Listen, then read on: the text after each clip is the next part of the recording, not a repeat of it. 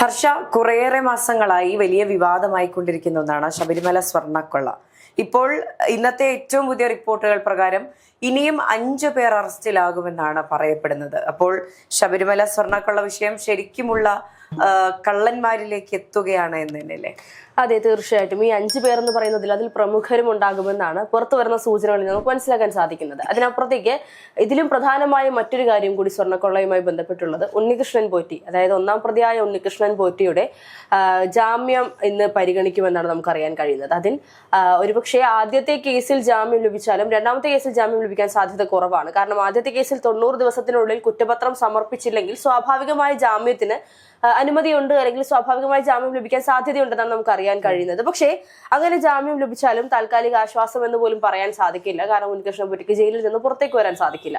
2ാമത്തെ കേസിലും കൂടി ജാമ്യം ലഭിച്ചാൽ മാത്രമാണ് ഇനിയിപ്പോൾ അതിന് കാലാവധി തീരാൻ, അല്ലെങ്കിൽ 90 ദിവസമാകാൻ ഇനിയും 3 ആഴ്ച കൂടി ഉണ്ടെന്നാണ് അറിയാൻ കഴിയുന്നത്. ഇപ്പോൾ SIT ഇപ്പോൾ നിലവിൽ പരിശോധിക്കാൻ പോകുന്നു എന്ന് പറയപ്പെടുന്നത് ഈ പറയുന്ന ശബരിമലയിൽ പഴയ വാതിലുകളിൽ സ്വർണം പൂശിയിട്ടുള്ള, അല്ലെങ്കിൽ പഴയ വാതിലുകളിൽ നിന്നും സ്വർണം മോഷ്ടിച്ചിട്ടുണ്ടോ എന്നുള്ളതൊക്കെ പരിശോധിക്കുന്നുണ്ടെന്നാണ് നമുക്ക് അറിയാൻ കഴിയുന്നത്. അതെ, കഴിഞ്ഞ ദിവസം ഇന്നലെയാണ് 21 സ്ഥലങ്ങളിലാണ് ED സംഘം പരിശോധന നടത്തിയത്. N വാസുവിന്റെ വീട്, അങ്ങനെ മുരാരി ബാബുവിന്റെ വീട്, ഇപ്പോൾ അറസ്റ്റിലായിട്ടുള്ള എല്ലാവരുടെയും വീടുകളിൽ ഏകദേശം ഒരേ സമയത്ത് അന്വേഷണം നടത്തിയിട്ടുണ്ട്. അതിൽ നിന്ന് എന്തെങ്കിലുമൊക്കെ രേഖകളോ തെളിവുകളോ ലഭിച്ചിട്ടുണ്ട് എന്ന് തന്നെയാണ് വിശ്വസിക്കുന്നത്. കഴിഞ്ഞ ദിവസമാണ് ഈ സ്വർണത്തിന്റെ മെറ്റലർജി ഡിപ്പാർട്ട്മെന്റിൽ നിന്നുള്ള പരിശോധനാ ഫലം പുറത്തു വരുന്നത്. അപ്പോൾ അതിൽ നിന്ന് വ്യക്തമായത് എല്ലാ സ്ഥലത്തു നിന്നും സ്വർണത്തിൽ മാറ്റമുണ്ട്, എല്ലായിടത്തു നിന്നും സ്വർണത്തിൽ കുറവ് വന്നിട്ടുണ്ട്, അവിടെ നിന്നെല്ലാം മോഷണം നടന്നിട്ടുണ്ട് എന്നാണ്. ഇതിൽ നിന്നെല്ലാം വ്യക്തമാകുന്നത് ഒരു വലിയ കൊള്ള നടന്നിട്ടുണ്ടെന്നാണ്. നമ്മൾ വിചാരിക്കുന്ന വ്യാപ്തിയേക്കാൾ എനിക്കൊന്ന് ഒരുപാട് 10 മടങ്ങ് ആണ് ഇപ്പോൾ നടന്നിട്ടുള്ള, ഇപ്പോൾ പുറത്തു വരുന്ന കൊള്ള. ഇനിയും പുറത്തു വരാൻ ഒരുപാടുണ്ട്. ഇപ്പോൾ നമ്മൾ പറയുന്ന പോലെ സ്വർണം മാത്രമല്ല, നെയ്യടക്കം, അവിടെ ഉണ്ടായിരുന്ന ചെറിയ ചെറിയ സാധനങ്ങളടക്കം ഒരുപാട് സാധനങ്ങൾ കാണാതെ പോയിട്ടുണ്ട്. അപ്പോൾ ഇപ്പോഴത്തെ SIT സംഘത്തിന്റെ ഒരു ഗതി അത് കൃത്യമായുള്ള പാതയിലാണെന്ന് തോന്നുന്നു. ഈ പോകുന്ന പോക്ക് ഇങ്ങനെയാണെങ്കിൽ ഈ പറയുന്നത് പോലെ കടകംപള്ളിയിലേക്കോ മറ്റു ഉന്നതന്മാരിലേക്കോ ഒക്കെ ഇത് എത്തിച്ചേരാനുള്ള സാധ്യതയുണ്ട്. അതെ, തീർച്ചയായിട്ടും. ഇപ്പോൾ ഈ പറഞ്ഞ 5 പേരിൽ ആരൊക്കെ ഉണ്ടാകും, ഏതൊക്കെ ഉന്നതന്മാർ പെടും എന്നുള്ളത് നമുക്ക് കാത്തിരിക്കേണ്ട ഒരു കാര്യം തന്നെയാണ്. ഇപ്പോൾ നമ്മൾ ഒരു സമയത്ത് ചർച്ച ചെയ്തപ്പോൾ ഇന്നരൊക്കെ ഈ വ്യക്തികളൊക്കെ തന്നെയും പ്രതികളായേക്കാം എന്ന് പറഞ്ഞിരുന്ന ഒരു കൂട്ടം ആളുകളുണ്ട്. അതായത് കടകംപള്ളി ആയിക്കോട്ടെ, വാസവനായിക്കോട്ടെ, ഇത്തരത്തിൽ ഒരുപക്ഷെ നേരിട്ട് പോയി ഇവർ സ്വർണം എടുത്തില്ല എന്നുണ്ടെങ്കിൽ പോലും ഇതിൽ പ്രതികളാകാനുള്ള സാധ്യതകൾ കൂടുതലാണ്. കാരണം ഇവരുടെ അറിവോടുകൂടി, അല്ലെങ്കിൽ ഇവർ ഒന്ന് കണ്ണടച്ചപ്പോഴാണ് ഈ പറയുന്ന പ്രശ്നങ്ങളെല്ലാം ഉണ്ടായത്. ഇതിനൊക്കെ തുടക്കം എന്ന് പറയുന്ന പോലെ മൗനസമ്മതം കൊടുത്തു എന്നുള്ളത് വലിയൊരു തെറ്റ് തന്നെയാണ്. അതിനേക്കാൾ അപ്പുറം അതിനുശേഷം ഈ കൃത്യം നടന്നതിന് ശേഷമെങ്കിലും ഇവർക്ക് ഇതിനെപ്പറ്റി അറിവുണ്ടായിരിക്കാം.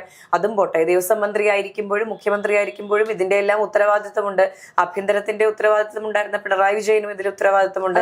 അതുകൊണ്ട് തന്നെ ഇവരെല്ലാം പ്രതിക്കൂട്ടിൽ നിൽക്കുന്നത് ഇവർ നേരിട്ട് സ്വർണം എടുത്തിട്ടുണ്ടാകാം എന്നുള്ള നിഗമനത്തിലൊന്നുമല്ല, ഈ പറഞ്ഞ കാര്യങ്ങളെല്ലാം ഒത്തുവരുന്നതുകൊണ്ടാണ്. അതെ, തീർച്ചയായിട്ടും. അതോടൊപ്പം തന്നെ നമ്മൾ ചിന്തിക്കേണ്ട ഒരു കാര്യമുണ്ട്. ഇപ്പോൾ ഈ പറയുന്ന വിശ്വാസികൾ ഇനി എങ്ങനെയാണ് ഈ ഒരു കേസിന് നോക്കി കാണുന്നത് എന്നുള്ളത്. തെരഞ്ഞെടുപ്പ് ഇത്രത്തോളം അടുത്ത് നിൽക്കുമ്പോൾ ഇത്രയും വലിയ വലിയ വിവരങ്ങൾ ഒരു സമയം വരെ യഥാർത്ഥത്തിൽ SIT ഒന്ന് ഉഴപ്പി എന്നുള്ളത് യാഥാർത്ഥ്യമാണ്. കാരണം ആ ഒരു സമയം വരെയും ഈ പറയുന്നത് പോലെ എത്രയൊക്കെ വന്നാലും AKG സെന്ററിൽ നിന്നും ഒരു ഉത്തരവ് വരികയാണ്, നിങ്ങൾ കുറച്ചൊക്കെ ഒന്ന് കൺട്രോൾ ചെയ്ത് പോയാൽ മതി എന്ന് പറയാൻ അവർക്കൊന്നും ചെയ്യാൻ സാധിക്കില്ല. തീർച്ചയായിട്ടും അവർക്ക് അതനുസരിക്കാനേ വഴിയുള്ളൂ. പക്ഷെ അതിനുശേഷം ഇങ്ങോട്ട് വരുമ്പോൾ പിന്നീട് കോടതിയുടെ ഭാഗത്ത് നിന്നാണെങ്കിൽ പോലും വലിയ വലിയ വിമർശനങ്ങൾ ഉണ്ടായ സാഹചര്യത്തിൽ പിന്നീട് SITക്ക് മുൻപിൽ ഇനി ഒരു വഴിയില്ല, എത്രയൊക്കെ ഉന്നതരാണെങ്കിലും പിടിച്ചേ തീരൂ എന്ന് മനസ്സിലായതിനു ശേഷമാണ് ഇത്രയും വലിയൊരു നീക്കങ്ങളിലേക്കൊക്കെ പോകാൻ തുടങ്ങിയിട്ടുള്ളത്. ഇനി വരുന്ന ദിവസങ്ങളിൽ ഇത്തരത്തിലാണെങ്കിൽ ഉണ്ണികൃഷ്ണൻ പോറ്റിക്ക് ഇപ്പോൾ ആദ്യത്തെ കേസിൽ ജാമ്യം ചിലപ്പോൾ ലഭിക്കുമായിരിക്കും. അതിന് പിന്നാലെ ഈ പറയുന്ന എന്താ പറയാ, കഴിഞ്ഞ ദിവസങ്ങളിൽ പലരും പറഞ്ഞതുപോലെ ഞാൻ ഇത്ര ദിവസമായില്ലേ ജയിലിൽ കിടക്കുന്നു എന്നൊക്കെ പത്മകുമാറൊക്കെ പറഞ്ഞതുപോലെ അവരും ഇത്തരത്തിൽ പുറത്തേക്ക് വരാനുള്ള ഒരു പദ്ധതികൾ, നീക്കങ്ങൾ നടത്താനുള്ള സാധ്യതയുണ്ട്. പക്ഷെ എത്രത്തോളം അതൊക്കെ ഫലപ്രദമാകും എന്നുള്ളതാണ് സംശയം. അതെ, ഇപ്പോൾ ഇത്രയും വ്യാപ്തിയുള്ള ഒരു കേസ് ആയതുകൊണ്ട് തന്നെ ഈ പറഞ്ഞ തെളിവ് നശിപ്പിക്കാനുള്ള ശ്രമങ്ങൾ, അതുപോലെ തന്നെ സ്വാധീനിക്കാനുള്ള ശ്രമങ്ങൾ, ഇവരെല്ലാം തന്നെ പാർട്ടിയിൽ ബന്ധമുള്ള, പാർട്ടിയിൽ അധികാരമുള്ള ആൾക്കാരാണ്. ഇപ്പോഴും പാർട്ടിയിൽ നിന്ന് പുറത്താക്കപ്പെട്ടിട്ടുള്ള ആൾക്കാരല്ല. അതുകൊണ്ട് തന്നെ പുറത്തു വന്നാൽ പലരെയും സ്വാധീനിക്കാനും ഈ പറയുന്ന പോലെ അന്വേഷണ സംഘത്തിൽ നമ്മൾ കരുതുന്നത് പോലെയാണെങ്കിൽ ഇപ്പോഴും ഇടതുപക്ഷ അനുകൂലികൾ ഇപ്പോഴും SIT സംഘത്തിൽ ഉൾപ്പെട്ടിട്ടുണ്ട്. ഇവരെല്ലാം സ്വാധീനിക്കാനുള്ള സാധ്യത കോടതിയാണ്, തള്ളിക്കളയില്ല. അതുകൊണ്ട് തന്നെ ഈ ജാമ്യം ലഭിക്കാനുള്ള സാധ്യത വളരെ കുറവാണ്. അതെ, പക്ഷേ ഇനിയും SITക്ക് ഇവരുടെ ഈ ഒരു സമ്മർദ്ദത്തിന് വഴങ്ങിക്കൊണ്ട് മുന്നോട്ട് പോകാൻ സാധിക്കുമോ എന്നുള്ളത് സംശയമാണ്. എന്തായാലും തിരഞ്ഞെടുപ്പ് അടുക്കുമ്പോൾ വലിയൊരു തിരിച്ചടിയാണ് സർക്കാരിന് ലഭിച്ചിരിക്കുന്നത് നമുക്ക് പറയേണ്ടി വരും. ഈ പറയുന്ന നിയമസഭാ സമ്മേളനം ഇന്നു മുതൽ തുടങ്ങുകയാണെന്നാണ് നമുക്ക് അറിയാൻ കഴിയുന്നത്. ഈ ദിവസങ്ങളിൽ തന്നെയും ഇത്തരത്തിൽ പല ജനപ്രിയമായ ബജറ്റുകളും അവതരിപ്പിക്കാനുള്ള സാധ്യതകളുണ്ട് എന്നുള്ള സൂചന നേരത്തെ തന്നെ നമുക്ക് ലഭിച്ചിട്ടുള്ളതാണ്. അതായത് ഒരു സമയത്ത് തദ്ദേശ തെരഞ്ഞെടുപ്പിന് മുന്നോടിയായാണെങ്കിൽ പോലും ജനങ്ങൾക്ക് ക്ഷേമ പെൻഷൻ കൂട്ടുക, അല്ലെങ്കിൽ ഇത്തരത്തിലുള്ള പണം വാരി എറിഞ്ഞുകൊണ്ട് തദ്ദേശ തെരഞ്ഞെടുപ്പ് പിടിക്കണമെന്നുള്ള ഉദ്ദേശം CPM ഉണ്ടായിരുന്നു എന്നുള്ളതാണ്. പക്ഷേ അത് കൈവിട്ടുപോയി. ഇനി വീണ്ടും കുറച്ചുകൂടി ജനപ്രിയമായ പദ്ധതികൾ മുന്നോട്ട് വെച്ചുകൊണ്ട് തെരഞ്ഞെടുപ്പിൽ മുന്നോട്ട് അടുക്കണം എന്നുള്ളൊരു ഒരു പ്ലാനോട് കൂടിയാണ് ഈ ഒരു സമ്മേളനം കൂടുന്നത്. പക്ഷേ ശബരിമല സ്വർണ്ണക്കൊള്ള വിഷയം ഇത്രത്തോളം വലിയൊരു വാതിലായി, ഒരു കടമ്പയായി നിൽക്കുമ്പോൾ അത് ഇനി നിയമസഭാ തെരഞ്ഞെടുപ്പ് വരുന്ന സാഹചര്യങ്ങളിൽ എങ്ങനെ അതിനെ തരണം ചെയ്ത് മുന്നോട്ട് പോകാൻ CPMന് സാധിക്കുമെന്നുള്ളതാണ്. ഇതുവരെയായിട്ട് ഇപ്പോൾ നമ്മൾ ഈ പറഞ്ഞതുപോലെ രാഹുൽ മാങ്കൂട്ടത്തിന്റെ കാര്യം പറഞ്ഞപ്പോൾ, പരാതി വന്നപ്പോഴാണെങ്കിൽ പോലും ഈ പറയുന്ന പാർട്ടിയുടെ ഭാഗത്ത് നിന്ന് കൃത്യമായ നടപടിയെടുത്തു. ശബരിമല സ്വർണ്ണക്കൊള്ള പോലെ വലിയൊരു പ്രശ്നം നടന്നിട്ടും രാഹുലിന്റേത് വ്യക്തിപരമായ പ്രശ്നമാണ്. പക്ഷേ ഈ ശബരിമല സ്വർണ്ണക്കൊള്ള ഇത്രയും ജനങ്ങളെ ബാധിക്കുന്ന ഒരു കാര്യമായി, അതുകൊണ്ട് തന്നെയാണ് എല്ലാവരും സംശയം ഉന്നയിക്കുന്നത്. നടപടി എടുക്കുന്നില്ല, എന്തിനെയാണ് ഇവർ ഭയക്കുന്നത് എന്നുള്ള ചോദ്യം. അപ്പോഴും പറയുന്നത് അവർ ആരോപണ വിധേയർ മാത്രമാണ്, കേസ് അന്വേഷിക്കട്ടെ, കേസ് അന്വേഷണം അവസാന ഘട്ടത്തിലെത്തി ഇവർ തെറ്റുകാരാണെന്ന് തെളിഞ്ഞാൽ പോലും ഇവർ പാർട്ടിയുടെ കണ്ണിൽ ഇവർ എപ്പോഴും കുറ്റാരോപിതർ തന്നെ ആയിരിക്കുമെന്നാണ് പല നേതാക്കളും തുറന്നു പറഞ്ഞിട്ടുള്ളത്. ഇപ്പോൾ ഇടതുപക്ഷമാണെങ്കിലും സർക്കാരാണെങ്കിലും ചിന്തിക്കേണ്ട മറ്റൊരു കാര്യമുണ്ട്. ഇപ്പോൾ ശബരിമല സ്വർണ്ണക്കൊള്ള എന്ന് പറയുന്നത് വിശ്വാസികളെ മാത്രം സംബന്ധിക്കുന്ന വിഷയമല്ല. കേരളത്തിലുള്ള എല്ലാ മതവിശ്വാസത്തിലുള്ള എല്ലാ മനുഷ്യർക്കും ഉത്തരം കൊടുക്കേണ്ട ഒരു കാര്യമാണ്. കാരണം ദേവസ്വം ബോർഡ് എന്നുള്ളൊരു ബോർഡ് രൂപീകരിച്ച് അതിൽ സർക്കാരിന് ഇടപെടലുണ്ട്, സർക്കാരിന് അതിന്റെ ഉത്തരവാദിത്തമുണ്ട്. അത്തരത്തിൽ സംരക്ഷിക്കുന്ന ഒരു സ്ഥലം, ഇത്രയും അധികം ആൾക്കാരുടെ വിശ്വാസം സംരക്ഷിക്കുന്ന ഒരു സ്ഥലം എന്ന നിലയിൽ അവിടെ നിന്നൊരു കഷ്ണം തുണി എടുത്തിട്ട് പോയിട്ടുണ്ടെങ്കിലും അതിന്റെ ഉത്തരം പറയേണ്ടി വരുന്ന ഒരു സാഹചര്യം ഉണ്ട് ഇപ്പോൾ.